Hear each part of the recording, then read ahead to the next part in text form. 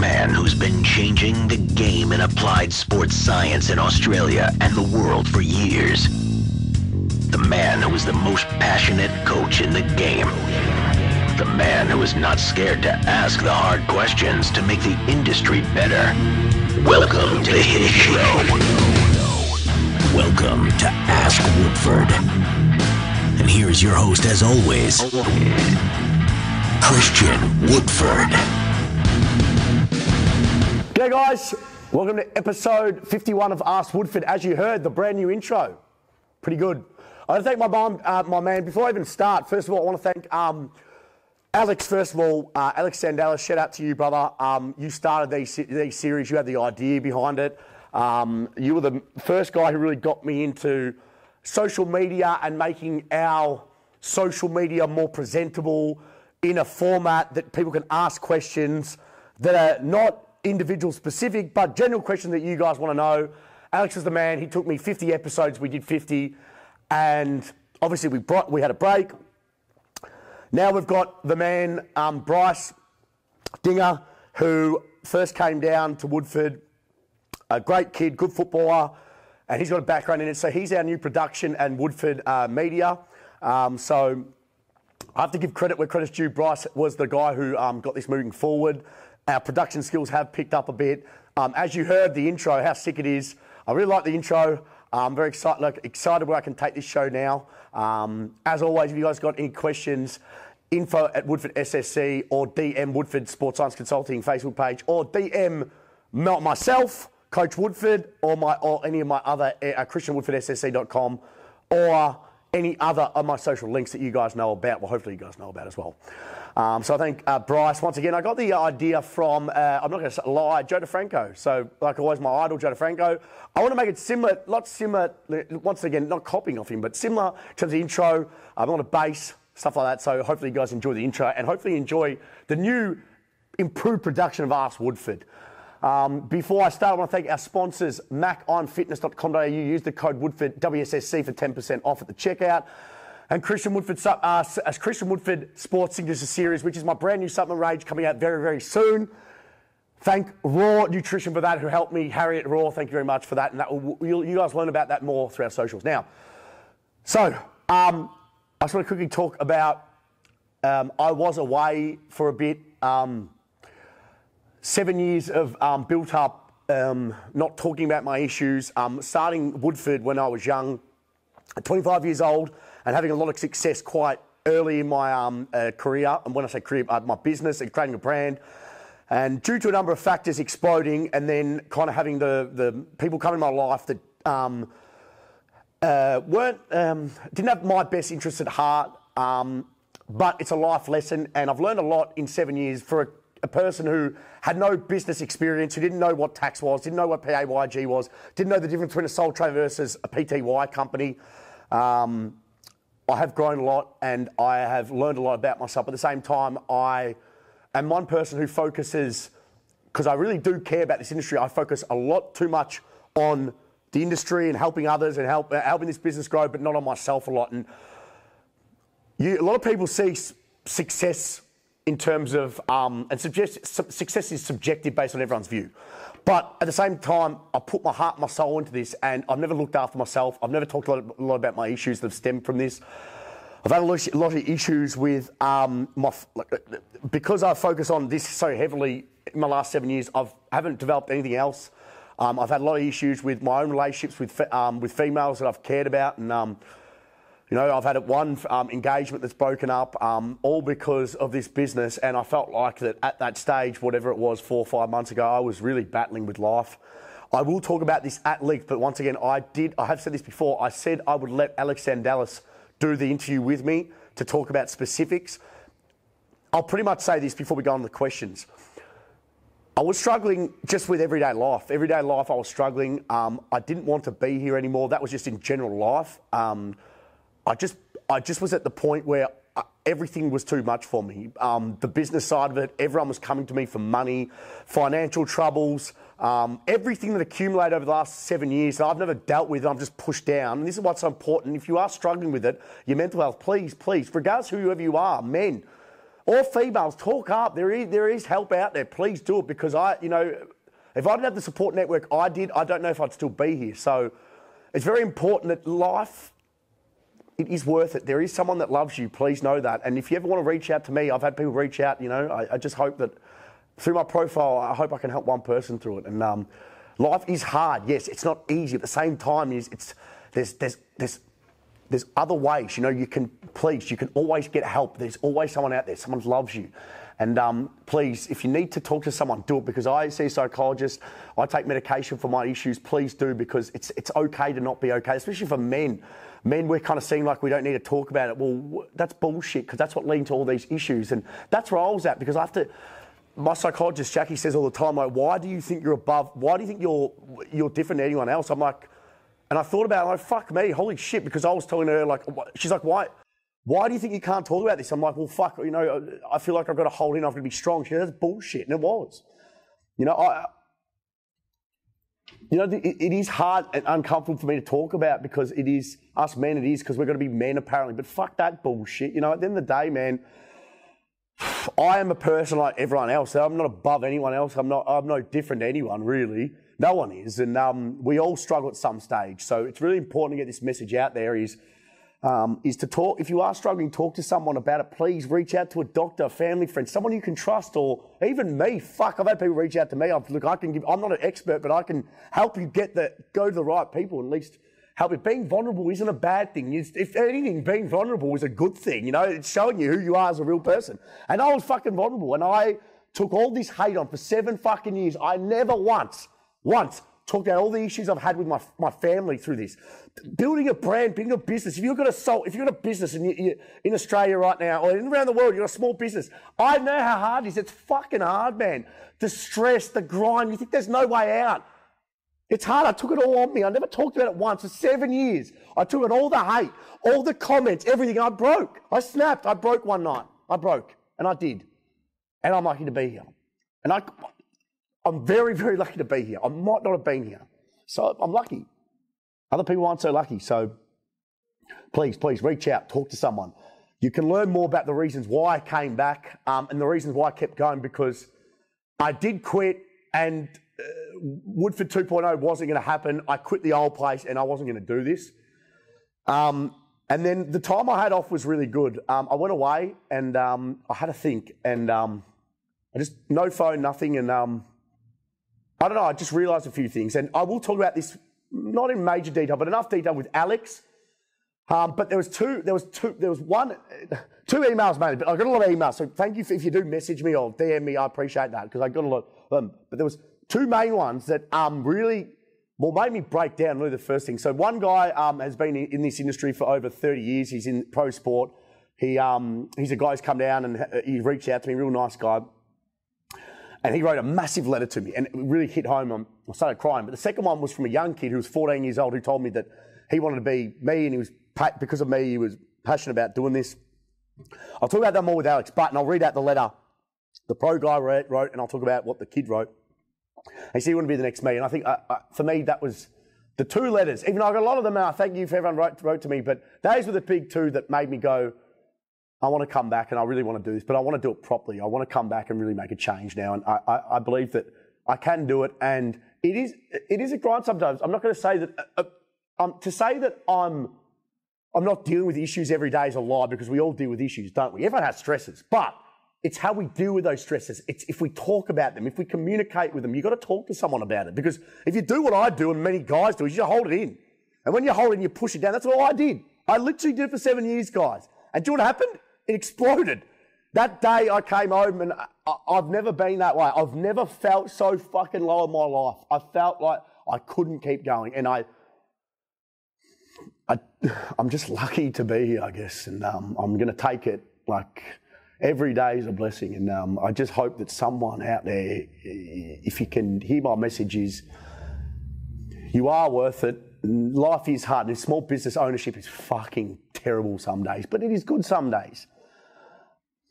And there is a way out, and there is always a better option. So please, just heed my message. Heed this message now. Is you are loved, you are wanted, please. And men, please, let's stop fucking with this suicide. If we can just talk about it, get through that hard part. You can do it, please. Because it's something that, for me, I care about now. And it is hard for me to talk about. Fuck, every time I go see a psychologist, it's fucking shit house, because I've got to fucking bring up shit I want to talk about. But it helps because you feel fuck, man. It comes off your chest, feels great. Feels fantastic. Please, talk to someone. Other than that, guys, hopefully you enjoy the new Ask Woodford. But, Mr. Digger, ask away. First question, here we go. Righto, Wood. So the first question yes, sir. From No Shortcuts with 4 S's. Actually, maybe we should talk about, should I quickly apologise to Lockie Young and Mitch Reardon? I want to apologise. So, episode 52. We were supposed to have the first episode. We had Reardon and Lockie Young, which I promoted. And Mr. Dinger over here, it's not his fault, but it was. He forgot to put the mics on the proper frequency. So, unfortunately, I'm sorry, Mitch and Lock. What we're going to do is we have to scrap that. We'll move that to 52 with Lockie Young. Mitch Reardon will be on the side, but we'll just be a photo of you. Rito, next time Rito's in here, we've got to get him on, but I'm sorry, fuck me. Yeah, Bryce, anything you want to say to the boy? Yeah, shout out to Lockie. Rito and Lockie, yeah. Sorry. So, but here's the thing. I really didn't want guests on 51, so we've changed it now. 51 and Lockie Young will be 52. Reardon will be on the side. We apologise. Let's kick it. Here we go. Worked out well then, I reckon. It did, yes it did, yeah. Right, yeah, so no shortcuts. So his question. Hi, Coach. So saw your post about 1 to 3 rep max strength training. Yep. Which totally makes sense, though I do my training for strength in those rep ranges. I do buffer reps and really going to failure on each set. Is that fine, or do you recommend abolishing that? Did he say he goes to failure every set? Yeah. Though I do my training for strength, in those rep ranges, I do buffer reps, not really going to failure. Perfect. Each set. Yes, but what's he asking me? If that's okay, or do you okay. abolish it? Generally speaking, for everyone out there, generally speaking, right? Strength, right? It depends on what your goals are. Remember, everything comes down to context. Context. What is the individual's goals? What is their training status? What is their chronological age? What is their sport? What do you want to get out of your program? Now, let's say this guy just wants strength development, right? Now, let's think about strength, right? The best way we can maximize strength, which is, if we look at the definition of strength, is the ability to produce force. We want to maximize force output, right? So he makes sense. What was his name, Bryce? No Shortcuts. No Shortcuts. I love that. You're going to, over the time, you can hear some funny names as well, bro. Like, just some out there names. But the best rep range is that 1 to 6.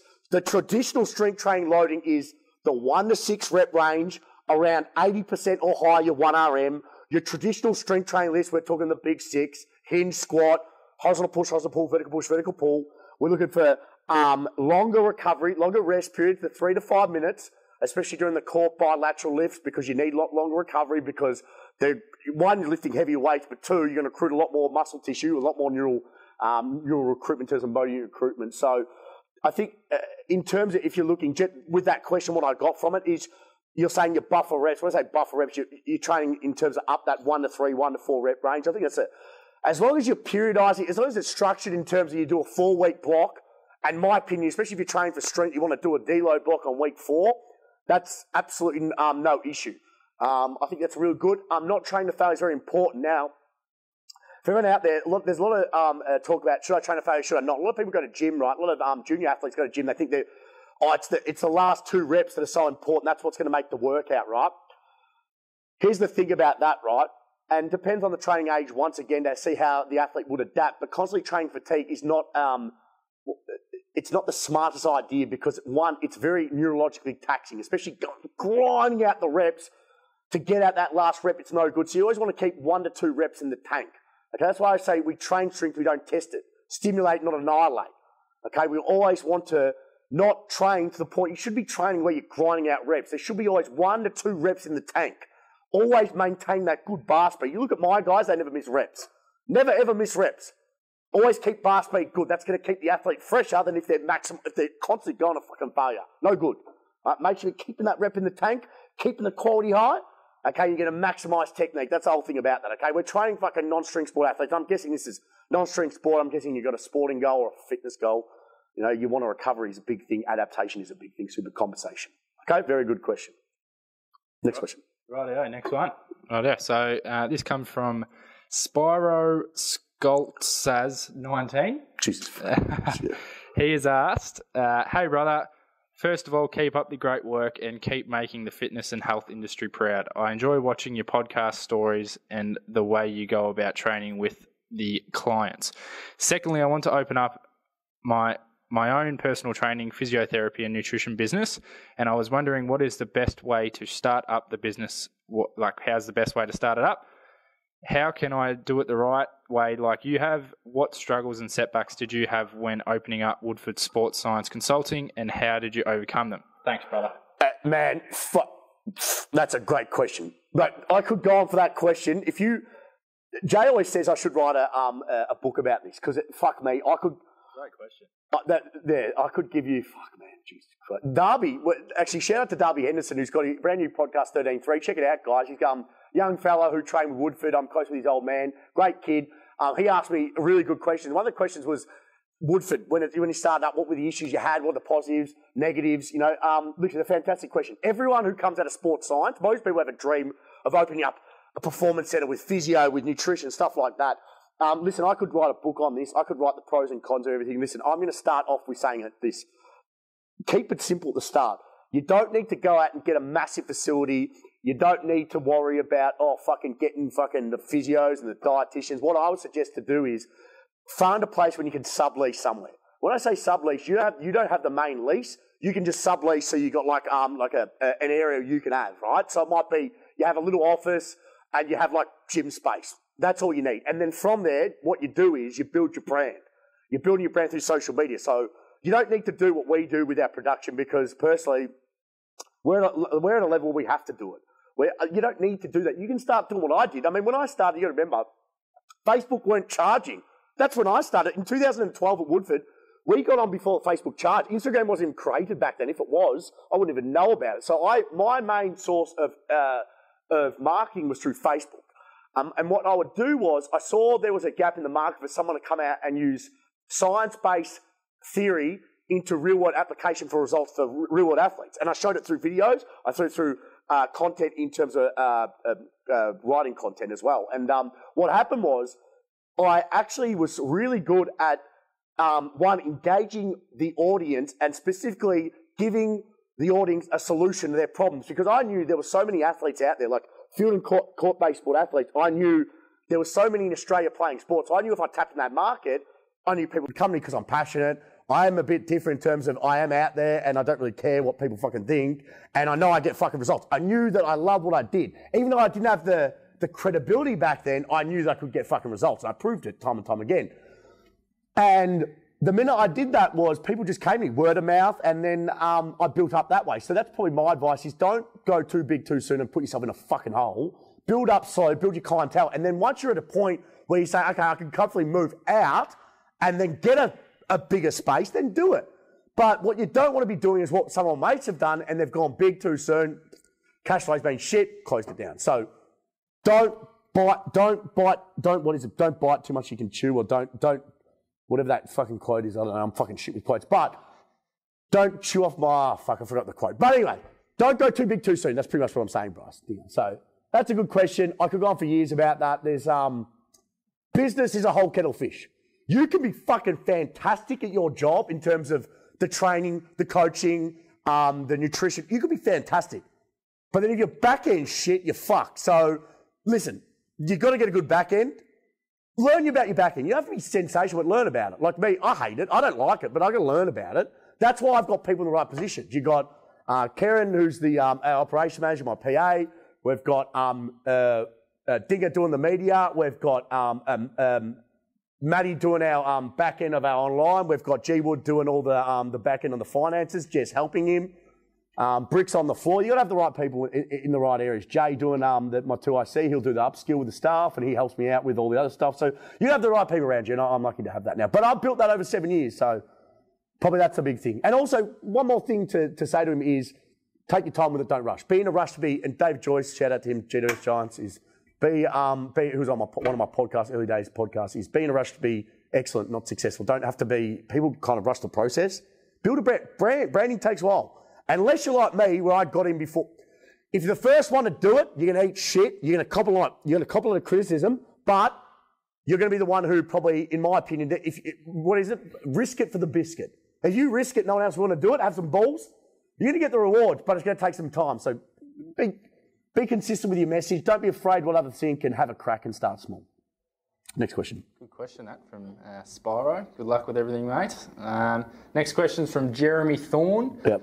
Hi, Christian. I've started doing jiu-jitsu. Yep. So it's an awesome workout, great fun. Anyway, do you think short sprint interval or longer distance type running is more likely to give you more cardio advantage?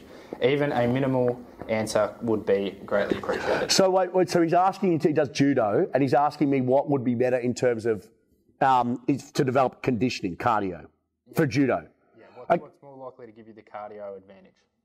Between short sprints or long distance. Okay, so I want you to think of it this way, right? The best way you can develop the conditioning through your sport is compete at your sport. That's the most specific way. So we look at, in terms of what I believe in, and you can have 5 coaches, all have 5 different beliefs, but all get the same goal, which is performance. And I talked to Dinger about this thing. I've talked to you about this before with your football. So Bryce is a good football player. And I remember I talked to Bryce, and Bryce was saying something about with your conditioning. With any sport. Let's say you're football, let's say you're judo, let's say you're taekwondo. It doesn't matter, right? The best way, the number one way you can get fitter at your sport is doing your sport. Now, secondary to that, and here's the kicker. With getting the conditioning through your sport, what are you going to hit? You're going to tick 2 boxes. 2 birds, 1 stone. You're going to get the technical tactile aspects. You're going to develop the specific muscle group, motor pattern, tonic coordination, metabolic pathway. But also, you're going to develop the conditioning aspect as well. So that's the best way you can do it. So we're looking at conditioning or fitness development. The skill is the number one. Secondary to that, if we look at, you might say to me, how do I best develop conditioning in my sport? Well, it depends on what type of conditioning we're looking at. What type of metabolic pathway do we want to develop? Because when we talk conditioning, we're looking at 3 metabolic energy pathways. And this is a very important physiology 101, neuromuscular physiology behind neuromuscular performance. We teach about this in my certification course, my level 1, level 2 certification strength power speed certs. We talk about understanding, if you're a performance coach or you're a trainer, it's very important to understand metabolic pathways, how they interact, phosphocreatine recovery rates, neural recovery rates, also force velocity curves. And we talk about that more in our level 1 cert. Actually, we're just for everyone out there, a quick plug of this. We're actually running our level 1 certification very, very soon. If you guys want to check that out, you want to, perfect for personal trainers, allied health practitioners, strength and conditioning coaches, exercise science graduates. Check it out, woodfordshop.com. Trust me, for the price, it is elite. And we teach about that. We talk about the application, so check that out, woodfordshop.com. So we look at our 3 pathways. We have our short-term immediate anaerobic pathway, which is ATP-PC and lactate pathway. That's the pathway that we only have enough energy for high-intensity, explosive. That's what we do, jump, sprints, change direction, max effort pathway, 8 to 12 seconds. That's all we got. Second pathway, we have enough energy to last 30 seconds. So it takes over as predominantly energy pathway, anaerobic glycolytic pathway. Takes over after 30 seconds predominantly, goes 30 seconds to 1 to 2 minutes, and then the aerobic system. So it really depends on what pathway you want to condition. So let's look at your sport. I mean, all sports, regardless, need some base level aerobic respiration or aerobic conditioning. So in terms of aerobic conditioning, we know for a fact the aerobic system is the predominant system we use anywhere after 2 minutes. So after 2 minutes of exercise, prolonged exercise, your body's going to derive the majority of energy through aerobic pathway. And that's going to be at a lower intensity. Okay, and that's where we burn carbohydrates and fats. And that's the only pathway we burn fats is through aerobic metabolism. Right? That's the only one, because to break down fat, okay, it's a slow process. It's a very dense substrate. We need oxygen present to burn it. That's why, in terms of sports, every sport needs an aerobic base. Even powerlifting, which has no energy derived through anaerobic forms in terms of during the duration of effort, none whatsoever until after the effort, obviously, because after any effort, your aerobic system takes over to recover all that phosphocreatine, remove the lactate, whatever it is, right? Even powerlifting, Olympic lifting, which is anaerobic short-term performance, real short-term, that's true neural performance, anaerobic performance, you still need an aerobic base. Here's the reason why. After the athlete has done a lift, they need to recover. Now, if you have a poor aerobic system, a real poor aerobic system, it's going to take you longer to recover between efforts. It's going to take you longer to recover between training sessions. Not good. So a real robust athlete has a decent aerobic base. Because the aerobic base, like a strength base, builds upon every other quality. So in my opinion, every sport needs some sort of aerobic capacity. To what extent will be dictated by the sport and the position. And it's very individual specific. It's every sport specific. So in terms of your question, it depends. Because you still want to develop some sort of aerobic base. Now, you can get aerobic base, you can get it from running, you can get it through GPP implement training, you can get it through cross training, bike, swim, run. Depends once again. Generally speaking, the work-rest ratio for aerobic development would be anywhere between 3-to-1, 5-to-1 work-rest ratio. That's 3 parts work, 1 part rest, might be 3 minutes on, 1 minute off, working about 50 to 60, 70% of your max effort. This is where it's very important. You can either get some sort of quantification in terms of using a heart rate monitor, and this is not my area, this is more Jay's area, but using a heart rate monitor, using GPS tracking, which I've got something to say over the next few weeks about that, talking about a partnership we've got with the company, really excited about. I'll be announcing that very soon.